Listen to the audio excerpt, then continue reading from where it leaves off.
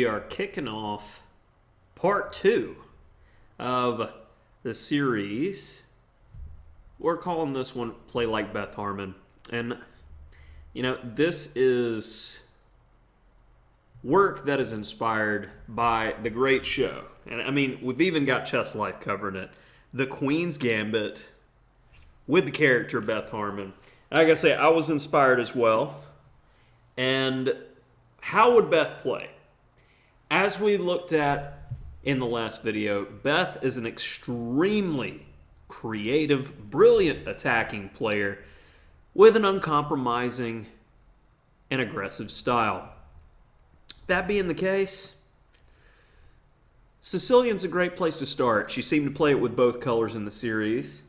We didn't get too many game examples, so a lot of this is my own creation, but why not? We're going to hit all of the major variations of the Sicilian. We're going to look at some key games on how I think Beth would handle the opening. So let's go ahead and dive right in. We're going to start with the most topical of all Sicilian variations, the Najdorf. And I remember at one point I read a statistic that 1 in 3 games in tournament play was this snapshot, the Najdorf Sicilian. And before going any further, we're going to go ahead and jump back to this move right here. Yes, 100%, Beth would definitely play the open Sicilian, without a doubt. Without a doubt. So here, I'm going to say that Beth would go with Bishop c4, which was all the rage in the time period that she was playing her games, theoretically, and the Fischer-Sozin. And I noticed throughout the series that there was this kind of overlap in some ways with the only American world champion, Bobby Fischer.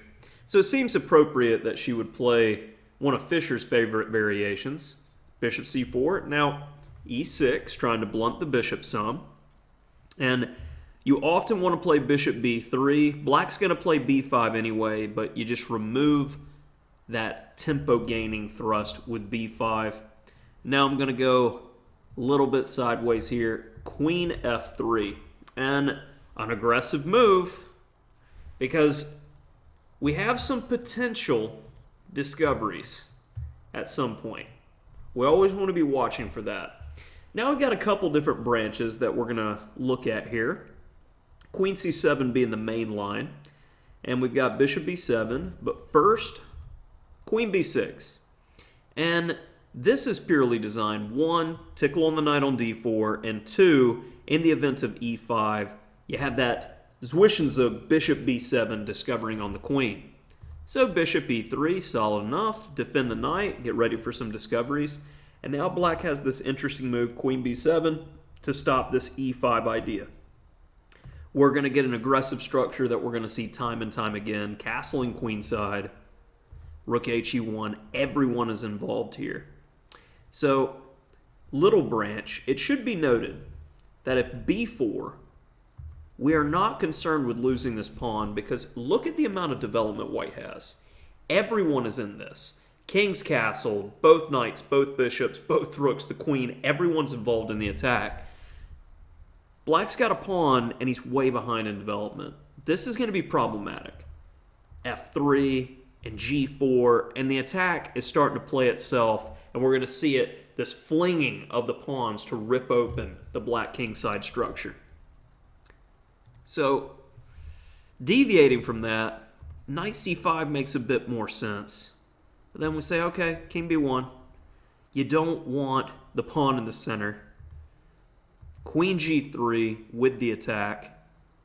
You're able to remove one attacker, but bishop h6. If g6, we grab the rook. Knight e8, only reasonable way to defend. And now f4. And we're going to keep pressing on the king side. Aggressive chess, pushing them around the board. Definitely the Harmon style of chess. And I will have a side note in here that by no means is this an exhaustive repertoire. We're just hitting some of the topical variations and showing you key ideas of how to play some seriously aggressive chess. So let's go to our next variation, bishop b7. Now bishop g5. All about that e-pawn. Pressure, pressure. Castle queenside. And now, unlike the previous variation with knight a4, I feel like we're going to find the Beth move here. No slowing down, no hesitation. Let's fight. Knight d5. Take my knight. Because it is very, very hard for black to get out of this bind after knight f5. Seems like black's just barely holding, but then we're going to continue the pressure. Queen g3 again, lining up with the king. There can be some serious devastation. So g6, defending against potential movements of the bishop with mate threats.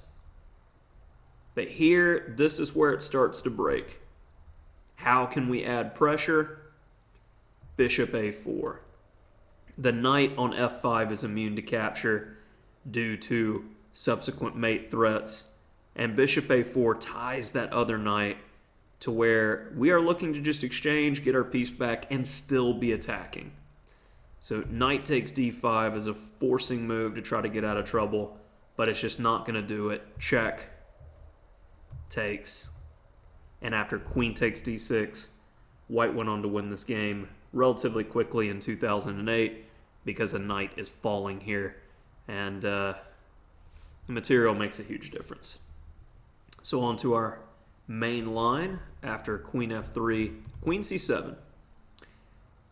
We come back to bishop g5 again, and e5. It is the right moment for the discovery, hitting on the knight and hitting on the rook. So it should be noted, of course, if takes, we take here first. No letting them take on d4. None of the nonsense. And then we grab. And that's just all the fun. So much better than grabbing is to play bishop b7. And now e takes d6, another in-between move. You take my queen, I take yours. Except my take is a lot more powerful with white. And now, simply defend the queen, line up with the king. Aggressive chess. Castle queenside. And after knight c6. This is a theoretical line that when I analyze it, I feel like black can get dynamic equality, as has been seen in practice games and correspondence games. But this definitely still has some shock value for the opponent who is not prepared for it. Let's first look at a game between Radjabov and Topalov from 2017. Radjabov elected to play bishop takes f6 here, and then knight d5. And we get this forcing variation. Check, takes, and both players follow right along with what the engine recommended. And after king f7, they ended up making a draw relatively soon after this. There's still some room to play, but at their level, a draw seems like a reasonable result. So, one way to play was that, relatively forcing. The other way to play is the move that I think Beth would play, because she wouldn't be able to resist a sacrifice like this. Queen takes e6. And this is just ridiculous. Because how often do you get to play these types of fun moves? I know I don't in my games. And when it works, I should put it that way. Knight takes e6, queen e7. And that's really the only reasonable move for the queen. And the follow-up is rook he1. And what we'll notice is the black king really can't get out of this situation. And with all of the white pieces coming to bear, we're going to have to give something with black here in order to do anything. And I think most players would freak out. I know I would if I had a position like this. So black's best move is to give the lady back.